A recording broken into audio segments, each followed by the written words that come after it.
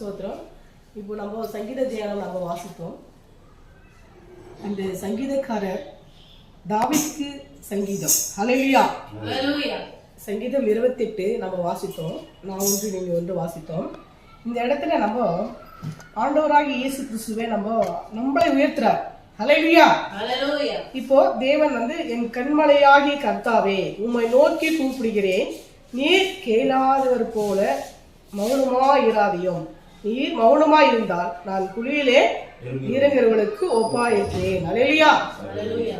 நம்ம ஜபம் பண்றோம், ஆண்டவராகிய இயேசு கிறிஸ்து நம்முடைய ஜபத்தை கேட்கிறாரு.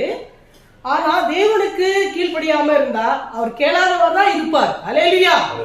அவர் வசனத்துக்கு, அவர் கட்டளைகளுக்கு நம்ம கீழ்ப்படியாது இருந்தால் அவர் நம்முடைய ஜபத்தை கேளாதவர் போலதான் இருப்பாரு. ஹல்லேலூயா.